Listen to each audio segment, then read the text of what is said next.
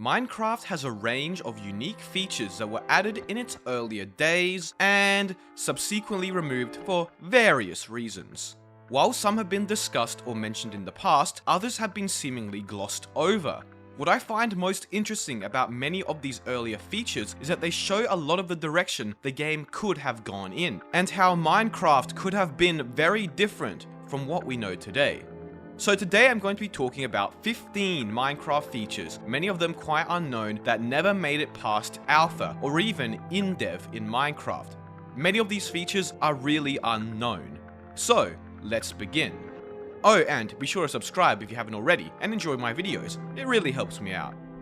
In early Minecraft Indev versions, when you opened your inventory, you were greeted with this, the old standard inventory layout minus the crafting area, plus 3 different stats: attack, defense, and speed. These are stats common in many MMORPG games, or just RPG games in general, where you often level up, grind, and use items to increase your attack, defense, and speed. Around this time, many of the most popular games in the world, such as World of Warcraft, included many of these stat-related features, and as such, Notch may have been influenced by them to add it. Anyways, the 3 stats only existed very briefly in the game, only in a handful of early Indev versions. I booted up one of these older versions to see if the stats actually worked or did anything, and found that they did nothing from what I could tell, and never would change.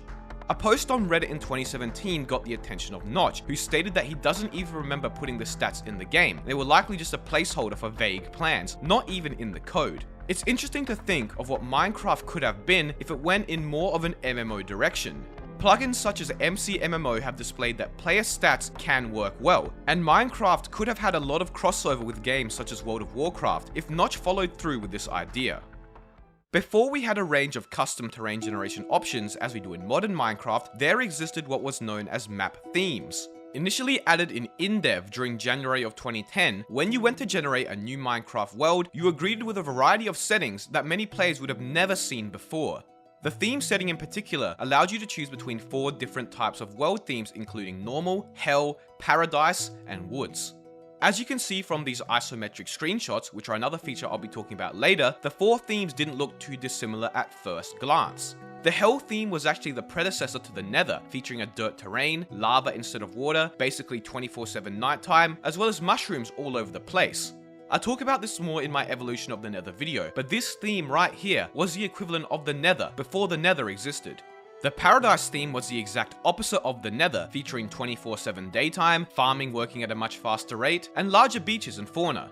It's pretty hard to see any real difference in terrain from the normal theme though, besides the bountiful amount of flowers all over the place. Finally, there was the Woods theme, which was in the middle of normal and hell in terms of difficulty. The Woods theme had trees all over the place, with an abundance of mushrooms and a reduced light level, making mobs spawn in higher frequency. Exploring a woods themed world is actually quite unsettling, with its gloomy, overcast nature seemingly indicating something bad was bound to happen. Now that I think of it, this theme would have been perfect for all those fake Herobrine videos that used to haunt me as a child back in the day, if only the feature still existed around then. Since we are on the topic, map shapes and types are 2 other features unique to Indev. Map types feature island, which was the default option, including a small landmass in the middle of a sea, floating, which was just floating islands, my personal favorite, which interestingly also had floating gravel and sand, flat, which was the Indev equivalent of what we know as super flat, and inland, which was basically the island type without the infinite ocean surrounding it. I'm not going to be talking about map types in detail, because they pretty much exist in modern Minecraft, just slightly differently. Map shapes, on the other hand, are really interesting. You used to be able to choose between 3 different types of map shapes, being square, long, and deep. Square was a map which had an equal length and width and a height of 64 blocks, the default option. Long was 2 times the length and half the width of a square map. Deep was probably the coolest, with a world height of 256 blocks, something which even alpha and beta versions in the years to come didn't have. By combining map types with map shapes, you could get some awesome looking terrain, such as these deep floating islands. So how did I get all those cool render-like screenshots of the old terrain? Well, my personal favorite feature of this video that I'd kill for to have in modern vanilla Minecraft is Isometric Screenshots. Present in Minecraft Indev versions, by pressing F7, you could take an isometric screenshot of the current world. It was a very cool feature, but had some limitations, being that sometimes the screenshot wouldn't capture all the chunks and would have gaps like this. Isometric screenshots were removed in Indev, and that is when infinite worlds became a thing. However, I think they could have been added back and worked by creating a render of the player's currently loaded chunks, such as how some mods have done it. In old Minecraft survival test versions, and this is way back in 2009 by the way, upon entering a new level, this would be above your hotbar, an arrow counter. When spawning into a new world, you would start with 20 arrows, and no, these aren't arrows which are just in your inventory, as a proper inventory didn't even exist then, just a hotbar. These were arrows you were just magically given. By clicking tab, you could fire an arrow immediately, with no drawback like the modern bow. You could also pick up arrows from the ground and from skeletons. Interestingly, the arrows really soar in this version of the game, and if you spam the tab key, you basically have the equivalent of a machine gun. I can see why this was removed, as it's blatantly overpowered, and with enough arrows, nothing can even pose a threat to you, but my god, is it fun to use. It reminds me a lot of the old beta bow, which also functioned similarly. This feature also kind of made it look like Minecraft was once again going in the MMORPG direction we talked about earlier. Creepers are the most recognizable Minecraft mob, known for their destructive tendencies and innate ability to ruin a new player's day. Something I want to go. Oh, what the heck? However, initially when creepers were first added to the game in September of 2009, they were even worse. They moved fast and were hard to hit due to their seemingly lightweight floating abilities, but worst of all, instead of blowing up upon getting close enough, they would instead attack you like a zombie and blow up upon dying. Imagine how annoying this would be if it carried over to the modern game.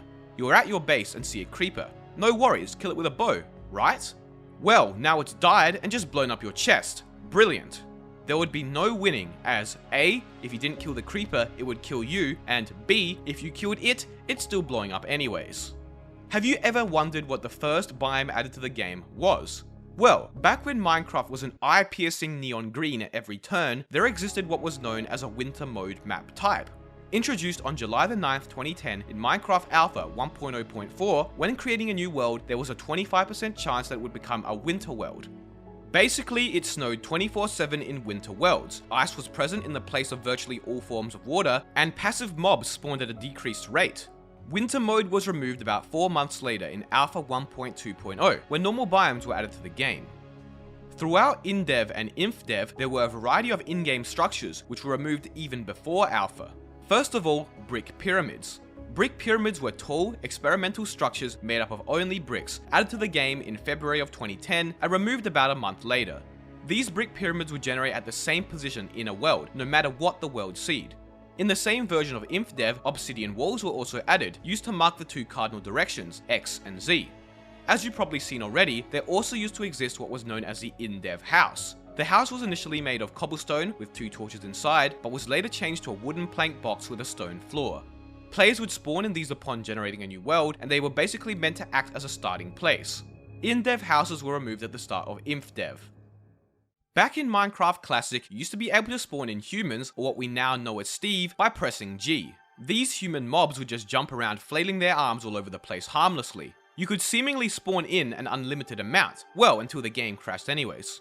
Likewise, there were various other classic and Indev mobs and models added that didn't remain in the game for very long, including even some models from another popular game at the time called Quake 3 Arena. Interestingly, these 4 mobs were made by a former Minecraft artist called Doc for testing during Indev, and after Doc left the team, the mobs were removed from the game. Finally today, we're going to be talking about a few other features which I'm almost certain none of you would know. In Minecraft Alpha version 1.2.2a, you could spawn in a functional nether portal immediately by pressing F4. This was changed one update later, likely only added for testing purposes.